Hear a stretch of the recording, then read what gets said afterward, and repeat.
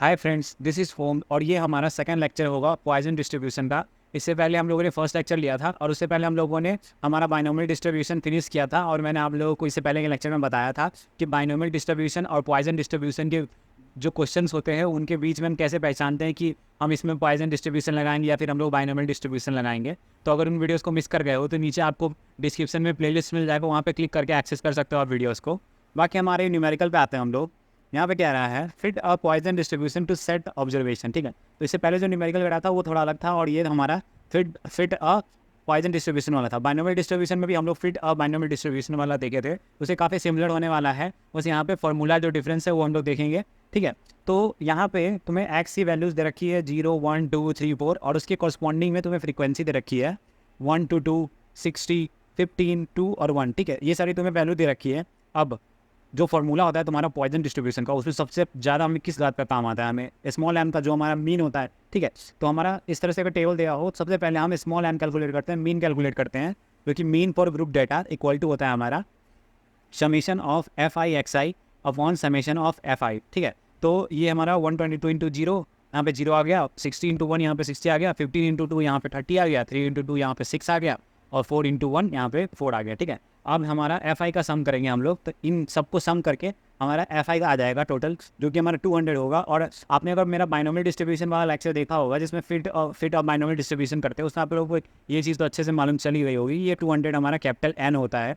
ठीक है, और ये इक्वल टू हमारा जो 0.5 आया, इसको आप डिवाइड करोगे कैलकुलेटर में पुट करके तो आपको 0.5 मिलेगा, वो आपका फाइनल मीन होगा। ठीक है, अब आते हैं हमारा थियोरेटिकल फ्रीक्वेंसीज पे। ठीक है, तो theoretical frequency for R success, उसके लिए फॉर्मूला क्या बताया था आपको मैंने। नॉर्मल ये तो आपका ये होगा, आपको आर सक्सेस के लिए जो पॉइजन में होता है वो आपको ये होगा नॉर्मल फार्मूला, जो कि एम के पावर आर ई के power minus M upon R factorial. ठीक है, लेकिन अब यहाँ पे थियोरेटिकल फ्रीक्वेंसीज हैं, अब यहाँ पे हम कैपिटल एम से बस इसको मल्टीप्लाई करेंगे और ये हमारा ऐसे कंडीशन के लिए फार्मूला बन जाएगा।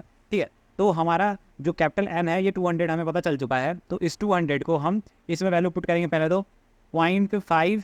ठीक है, तो यहाँ 0.5 आ गया और आर हो गया हमारा, यहाँ पे आर जो सक्सेस होगा हमारा, जो कि हमारा यहाँ पे एक्स होता है 0, 1, 2, 3, 4 डिफरेंट हमारा जो एक्स का वैल्यू होता है ना, उसको हम आर सक्सेस लेके चलते हैं और उसके कॉरस्पॉन्डिंग में जो हमें वैल्यू मिलती है वो हमारा फ्रीक्वेंसी हो जाएगा। ठीक है, तो उसको हम थियोरेटिकल फ्रीक्वेंसीज बोल सकते हैं। ठीक है, तो उसका टेंशन नहीं है, पहले वो कैलकुलेट करेंगे तो वो तो पता चल ही जाएगा।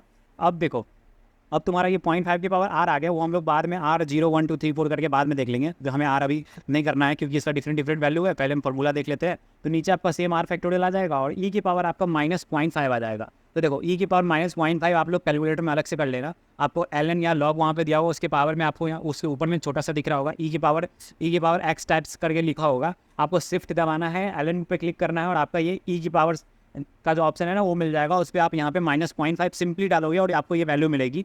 बस आपको ई की पावर -0.5 का वैल्यू पता चल गया है ना, बस इसको आप यहाँ पे नोट कर लेना आपके आंसर शीट में। और फिर यहाँ पे वेयर आर इक्वल टू हमारा 0, 1, 2, 3, 4 जो आर है वो हमारा एक्स का ही वैल्यू है। अब आर को हम एक एक करके पुट करते जाएंगे। देखो, अब पी 0 पे पुट करोगे तो तुम्हारा प्रोबेबिलिटी फॉर 0, ठीक है, वो क्या हो जाएगा 200, तो हमारा सब में मल्टीप्लाई होगा।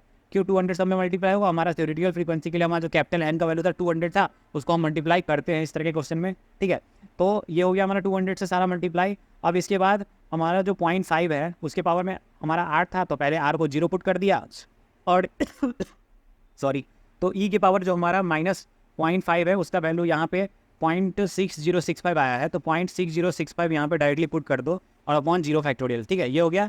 अब इसके बाद पी ऑफ 1 200 इंटू 0.5 के पावर 1 आएगा इस बार, और जब 2 है हमारा 8 तो 0.5 के पावर 2 आ जाएगा, और नीचे जैसे जैसे आर है वैसे 0 फैक्टोरियल क्या होता है 1 होता है, 1 फैक्टोरियल क्या होता है 1 होता है, 2 फैक्टोरियल 2 होता है, 3 फैक्टोरियल 3 इंटू 2, ठीक है, तो वो 6 होता है, 4 फैक्टोरियल 4 इंटू 3 इंटू 2, ठीक है, तो वो आपका हो जाएगा आपको 4 इंटू 3 इंटू 2, आपको जो मैंने बोला था 1 तक आपको जाना है। ठीक है, तो इस तरह से आप देख सकते हो, तो ये हो गया तुम्हारा इसका वैल्यू।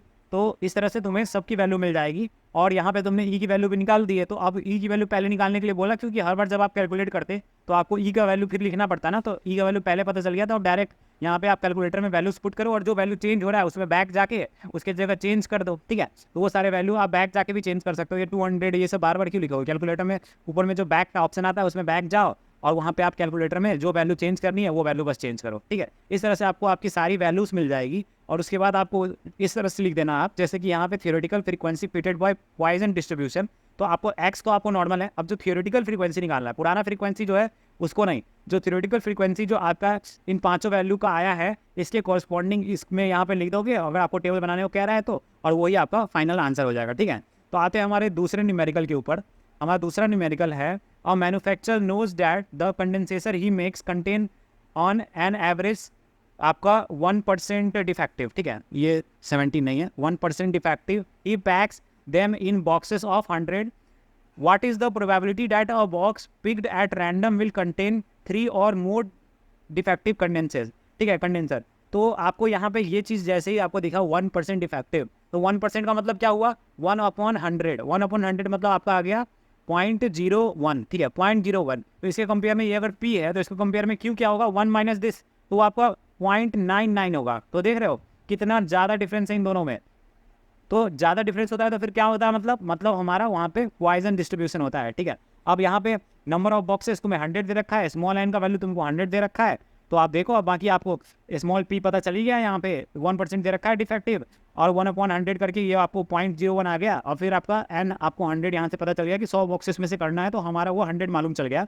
अब इन दोनों के हेल्प से अब तक आप लोगों को पूरा ये चीज़ अच्छे से आ गया होगा कि हमारे पास अगर p और स्मॉल n है उससे हमारा आसानी से मीन निकाल सकते हैं। और जब पॉइजन डिस्ट्रीब्यूशन की बात हो तो आपको ये चीज़ एकदम आनी चाहिए दिमाग में कि हमें मीन तो फाइंड आउट करना पड़ेगा, क्योंकि इसके फॉर्मूले में सबसे ज़्यादा इंपॉर्टेंट कुछ होता है तो वो मीन ही होता है। तो अब मीन के लिए हमें एन पी चाहिए, वो तो हमें एक बार में ही मिल गया। ठीक है, तो एन पी हो गया, तो इसको हम मल्टीप्लाई कर देंगे, तो 1/100 इंटू 100, तो ये हमारा 100 to 100 कैंसिल हो गया और हमें 1 मिल गया मीन। ठीक है, अब 1 मिल गया मीन। अब हमें जो फाइंड आउट करना है, ठीक है, अब हमें फाइंड आउट करना है what is the probability that a box picked at a random contain 3 और मोर डिफेक्टिव कंडेंसर।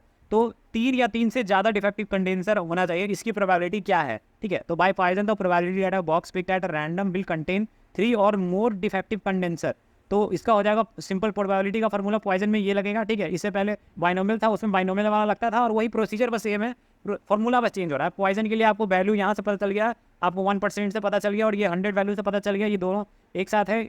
और एक भी होता ना, जैसे मान लो यार 10 होता, ये 1% होता, तो भी आप इसको पॉइजन का लेते, क्योंकि अगर आपका वो बाइनोमियल डिस्ट्रीब्यूशन जो है ना वो तब वैलिड होगा जब आपका दोनों रूल फॉलो कर रहा हो एक साथ। जैसे बॉक्स अगर आपका 10 है और आपका जो डिफेक्टिव आ गया आपका, जैसे आपका डिफेक्टिव का वैल्यू होता 0.3, तो उसके कंपेयर में आपका क्यू आता 0.7।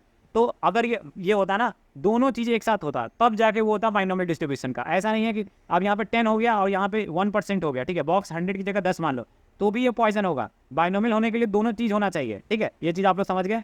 अब आते हैं हमारा फॉर्मूला पे। तो P R equal to M के पावर आर ई के power minus M R factorial. M हम फाइंड आउट कर चुके हैं, और आर हमें यहाँ पे पता चल गया है कि 3 या 3 से ज़्यादा होना चाहिए। अब 3 या 3 से ज़्यादा होना चाहिए, तो अभी probability of 3 plus probability of 4 plus 5, और ऐसे करते करते हमें प्रोबेबिलिटी ऑफ 100 तक हमें फाइंड आउट करना है। अब इतना लंबा ऑब्वियसली बहुत लेंदी हो जाएगा, इसको तो हम कैलकुलेट नहीं करेंगे। हम लोग हमारा P plus Q equal to 1 वाला फॉर्मूला यूज़ करेंगे।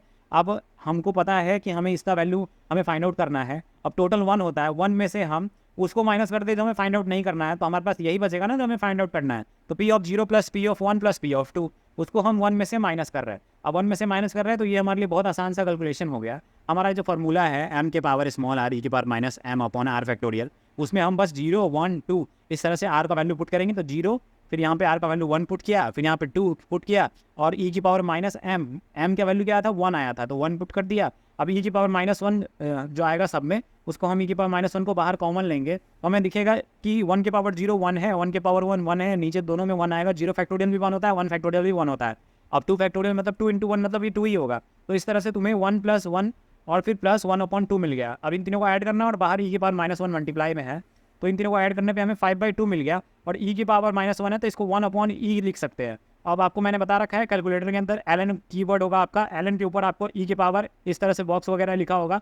आप सिर्फ दबा के जब ln क्लिक करोगे तो आपको e के पावर का ऑप्शन आएगा, e की पावर 1 करके इक्वल टू करोगे, आपको उसकी वैल्यू मिल जाएगी। फिर आप उसको 1 से डिवाइड करके फिर माइनस करके आप सिंपली इस इक्वेशन को आसानी से कैलकुलेट कर पाओगे। ठीक है, कैलकुलेट करने के बाद आपको जो वैल्यू मिलेगी वो मिलेगी आपको 0.0803। ठीक है, तो आपको ये मिलेगी, और आपको फाइनल आंसर यही फाइंड आउट करके बताना था, और आपने ये फाइंड आउट कर लिया। ठीक है, तो ये सेकंड न्यूमेरिकल था। आई होप आपको ये न्यूमेरिकल पे अच्छे से समझ में आया। 2 अच्छे न्यूमेरिकल हमने 10 मिनट में कवर कर लिया है, ठीक है। अब हमारा थर्ड न्यूमेरिकल पे जाते हैं, ठीक है। इस बात पे यार अभी तक सब्सक्राइब नहीं किया तो प्लीज़ सब्सक्राइब कर दो, इस बात पे लाइक कर दो यार। 10 मिनट के अंदर बहुत ही ज़्यादा रेयर चैनल मिलेंगे आपको जो आपको इतने अच्छे 2 न्यूमेरिकल भी प्रैक्टिस करा दे। अभी हम लोग थर्ड न्यूमेरिकल करेंगे, इसको भी बिल्कुल जल्दी से हम लोग फिनिश कर रहे होंगे। तो प्लीज़ मेरे हार्ड वर्क के लिए आपका एक सब्सक्राइब बहुत जरूरी है। एक सब्सक्राइब मेरे लिए बहुत मायने रखता है आप लोगों का, ठीक है, क्योंकि यही आप लोगों का छोटा सपोर्ट एक दिन फिर बड़ा सपोर्ट बन जाता है, ये छोटा सपोर्ट जुड़ के, ठीक है। तो बस आप लोग को इतना सपोर्ट करना है। बाकी हम हमारे थर्ड न्यूमेरिकल पे आते हैं। तो हमारा थर्ड न्यूमेरिकल है, in a certain factory turning out razor blades there is a small chance of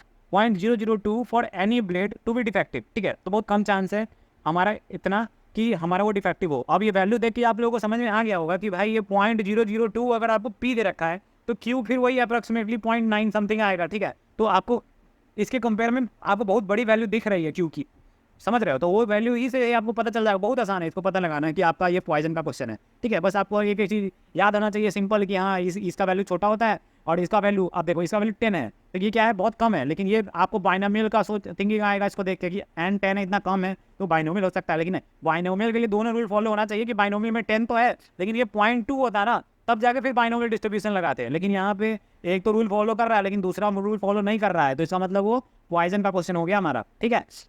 अब देखो the blades are supply in the packets of 10, देखो यहाँ पे स्मॉल एन की वैल्यू 10 है, ठीक है।